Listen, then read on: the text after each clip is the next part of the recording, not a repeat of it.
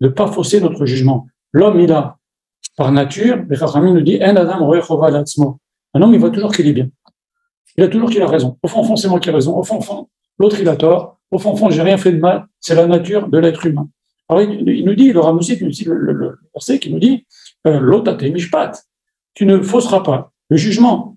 Car ça devient après catastrophique. Et donc, justement, soi-même, on peut fausser le jugement sur notre propre conduite. Et donc, l'homme, comme il est proche de lui-même, eh ben, il se dit, bon, finalement, je ne suis pas très, très grave, etc. Les gens qui font ça, c'est humain de le faire, mais faire ça, on n'arrange rien. C'est encore mettre de la peinture, comme on a dit précédemment. Il leur a dit la chose suivante. Combien un homme, il doit faire attention de ne pas se tromper lorsqu'il se juge. Lorsqu'il se juge, quand il fait son cheshbon nefesh, quand il fait son propre calcul, qu'est-ce que j'ai fait de bien, qu'est-ce que j'ai fait de pas bien depuis cette année et même les années précédentes, eh ben, il peut se tromper très, très grave. Très, très grave. Pourquoi? Parce que l'homme, on a dit, il est proche de lui-même. Et qu'est-ce que dit le verset après? Il nous dit, qui a shochad yaver rener ener chachamim, le shochad, il fausse les yeux des sages, visalev divrei tzadikim, et il fausse aussi les paroles des tzadikim. La Gemara nous dit, dans Masechet Ketuvot, page 105, elle nous dit que même un grand chacham qui prend du shochad, c'est-à-dire un pot de vin, il ne quitte pas ce monde avant que son cœur se fausse un petit peu. Et même un tzaddik, s'il prend du shochad, s'il prend un pot de vin, il ne quitte pas ce monde avant d'avoir perdu un peu la tête. Et c'est bizarre. Comment on peut dire comment la Torah peut nous dire qu'il y a shochad yaver ene tzadikim, le shochad, le pot de vin va rendre aveugle les yeux des tzadikim. S'il prend du shochad, ça s'appelle plus un tzaddik. Alors on raconte la chose suivante. On peut prendre du shochad et rester un tzaddik. Comment? Il y avait un jour un type méchant qui a fait des grosses bêtises et il passe en din Torah. Au din Torah, il y avait 3 dayanim. Il prend beaucoup d'argent et il donne de l'argent à 2 dayanim. Et d'un seul coup, ces 2 dayanim commencent à juger en sa faveur.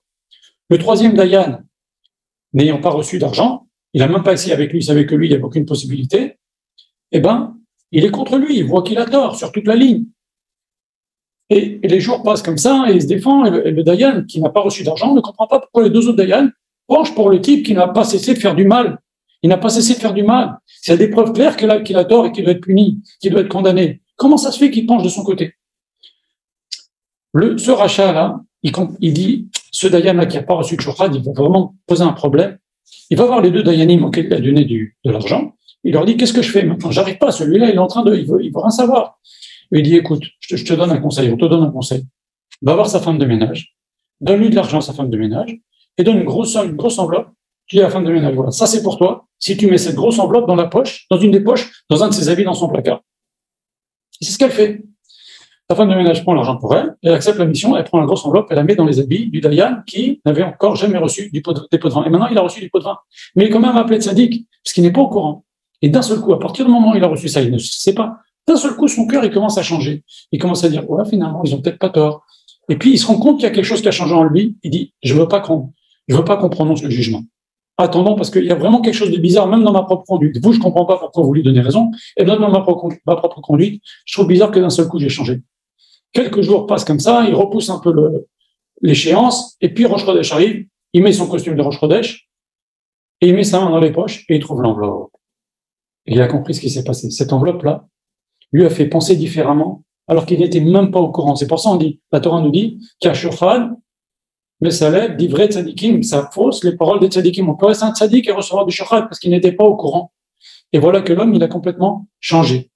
Et donc, qu'est-ce qu'il a fait? Il a rendu Soulim ses 2 dayanim, il a condamné le gars, etc. Ceci pour nous dire, on va en venir.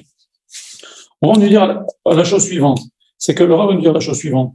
Que, même sans le savoir, un homme, il peut changer sa pensée, sa façon de voir. D'ailleurs, souvent le Rav dit que, au nom du Baal Shem Tov, que on voit quelqu'un faire quelque chose de pas bien. On va le juger avec rigueur. Si ça se trouve, on est en train de nous juger nous-mêmes.